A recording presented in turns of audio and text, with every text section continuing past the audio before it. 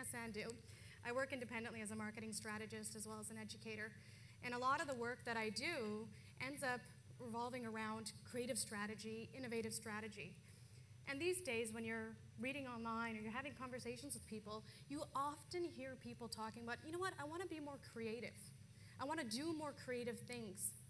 You hear every company out there talking about innovation, how they want to be more innovative. But what's the psychology behind it? How do we actually behave more creatively? How do we actually behave more innovatively? So what I want to go through with you guys today is tapping into that childhood creativity. You ask anyone, and they'll say, you know what, children are so creative. Well, you were a child once. What happened? So, creativity is the process of having original ideas that bring value. And then divergent thinking is an essential capacity for creativity. So when we talk about creativity and we talk about innovation, the thing that we're often missing is divergent thinking. How often have you talked about divergent thinking? Anyone? No? So what's divergent thinking? It's the ability to think this way instead of this way. And as we get older, we're trained through the education system. There's talks online from Sir Ken Robinson, and he talks a lot about divergent thinking, and that's where some of this content is taken from. But we need to start thinking like this again. We're taught as children that 1 + 1 = 2.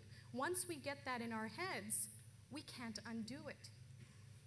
But at some point, it must have been considered undoable, impossible to land on the moon.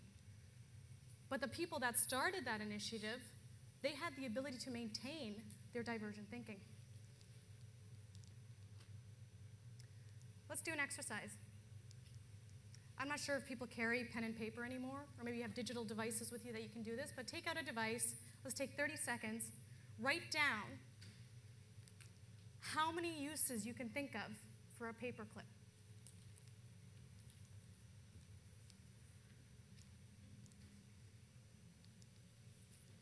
Give it a try. I do this a lot in our design thinking workshops, and we usually allot about 10 minutes to see how many ideas you come up with. We'll do 30 seconds quickly just so you get a feel of it.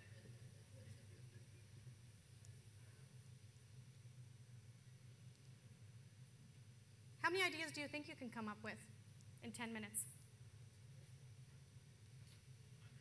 100?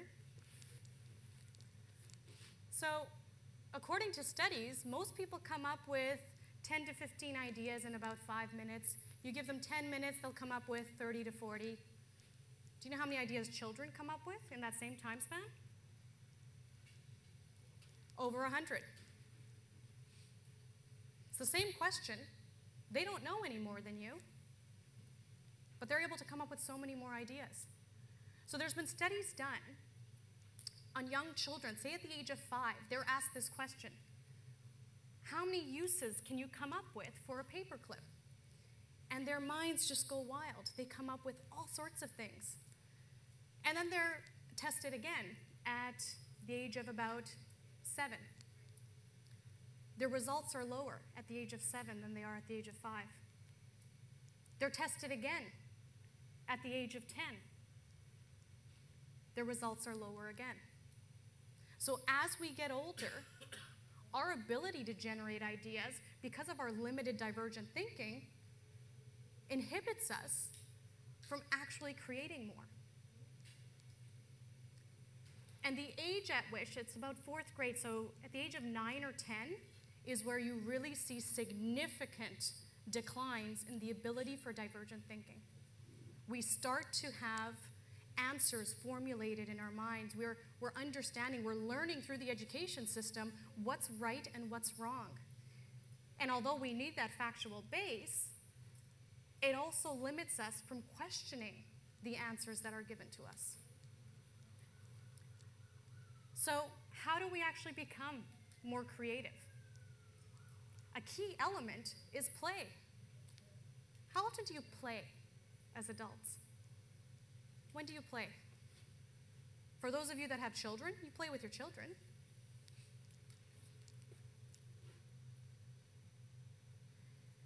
Einstein said, to stimulate creativity, one must develop the childlike inclination for play.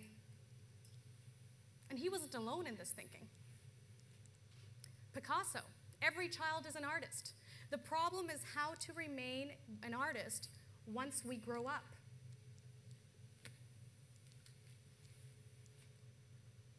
Kids spend as much as 2/3 of their time in non-reality, in an imaginative reality. Their minds are constantly creating. Now, realistically speaking, if we were in an imaginative reality 2/3 of the time, we probably would not get much done.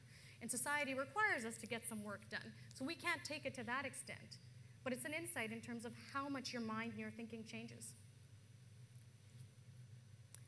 So what happens in adulthood? What starts happening when you turn about 9 or 10? What are we developing? We're developing self-control. Young children don't have a concept of self-control.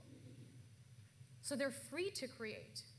We start limiting ourselves because we learn self-control. When's the last time you did a drawing like this and stuck it up on your refrigerator? We don't do that as adults. Kids have no fear. They also have no comparison. Does anyone here have pen and paper on them, or can they draw on their devices? Yeah. If you did a drawing right now, how confident would you be sharing it with everyone in the room? That confidence changes.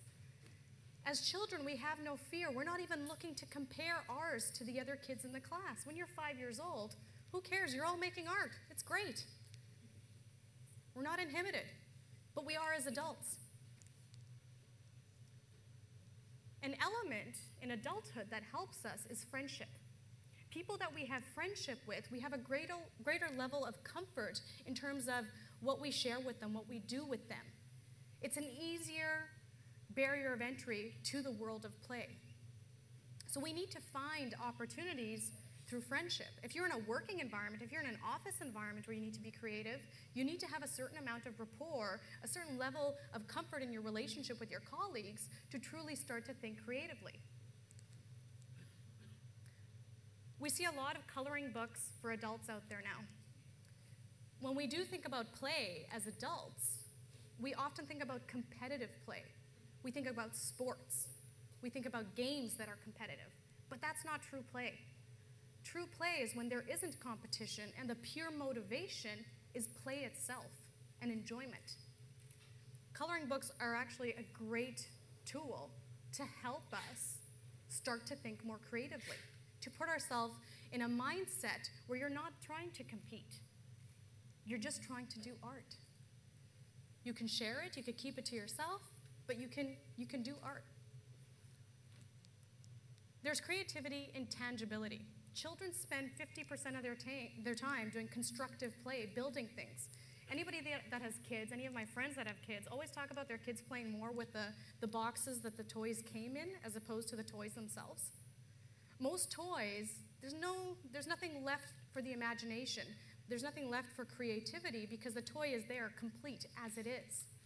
With the boxes, with other elements, with pots and pans, they imagine other things. So we need to find ways of making it more tangible. Lego's fantastic for this. Lego's for grown-ups. Who here has Lego? A lot more and more adults. Mark Bussey, who's in the audience, we have a mutual friend who's a Lego specialist. Jonathan does amazing work with Lego, absolutely amazing. But it's a fantastic tool to get our minds being creative with something tangible, something hands-on. So I encourage you all to go out there and get your favorite Lego set. This one really interests me. So children's school supplies. You remember back to school shopping. It was exciting, it was fun. You would collect all these different supplies. And look at the colors. Look at the spectrum of colors of children's school supplies. And for anyone that works in an office environment now,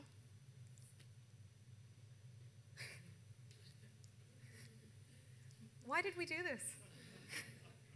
Why do we make this transition? Why did we choose to do that to ourselves? We have a choice, but we're going by societal norms. You're a grown-up. You don't need paint. You don't need multicolored things. The most exciting thing in our day in an office is Post-it notes. I have multicolored Post-it notes. It's great. But this is what a standard office looks like. How are you going to be creative with that?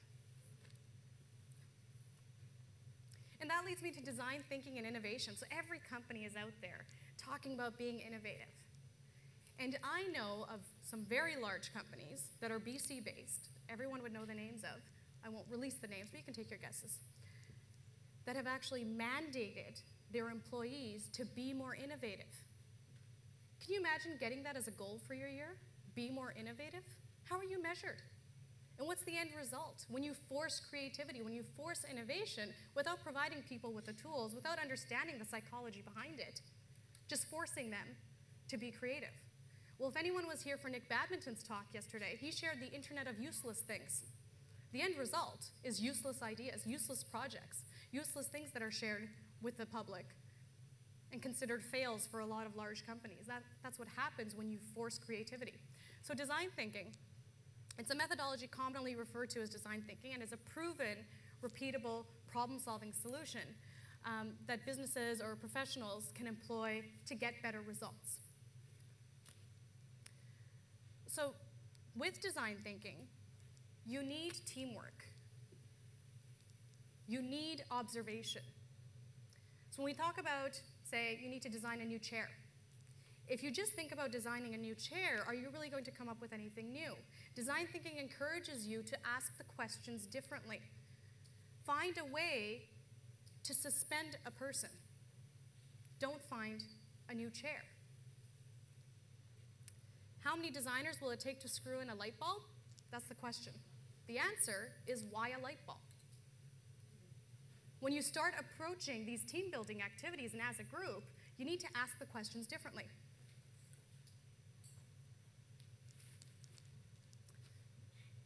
For those of you that do have pencil and paper, I'd like you to try to draw Mickey Mouse. You've all seen Mickey Mouse. Take a few seconds, see if you can draw Mickey.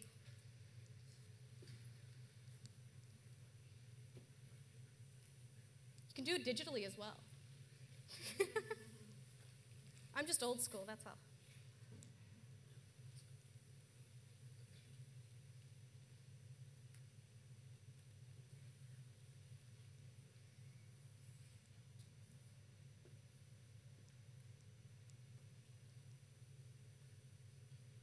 Okay, let's try this again. Now, try to draw Mickey Mouse.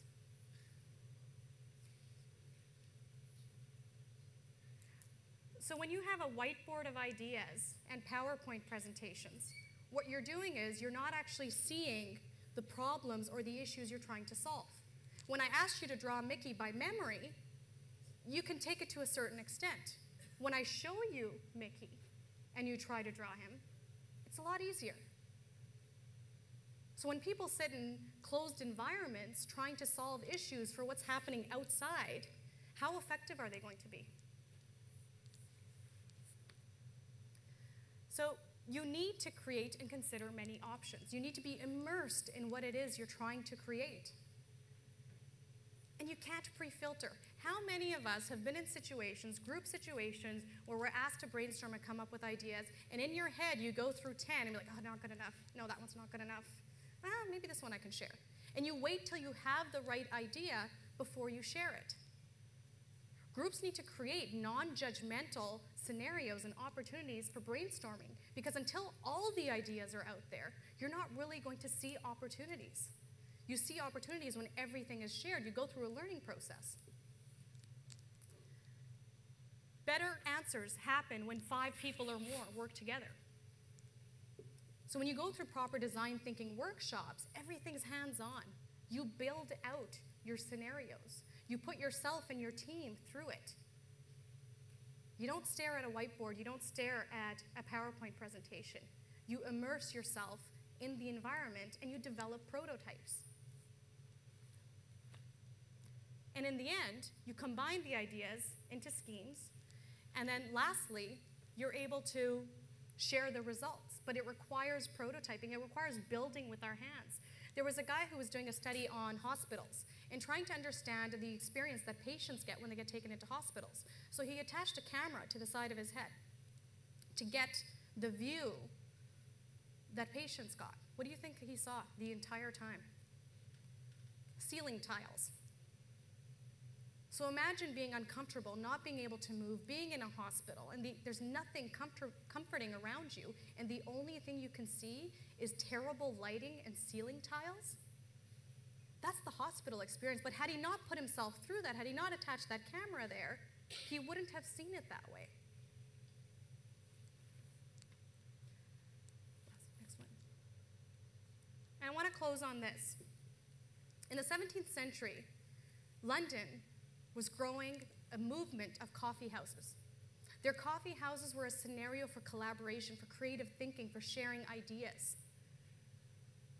They weren't monitored, they weren't curated through algorithms like they are on Facebook, where we only see the things we're interested in, we only see the types of stories or articles or pictures that we're going to be inclined to see. We're not only talking to people that are like-minded.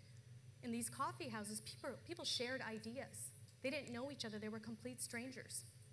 And that open sharing of diverse opinions needs to happen again in order for us to tap into creativity. So I'll leave you with this. Remember to play. If you can find a way to play a time, you're going to be able to tap into more of your creativity. And stop being so judgmental of your own ideas. Thank you.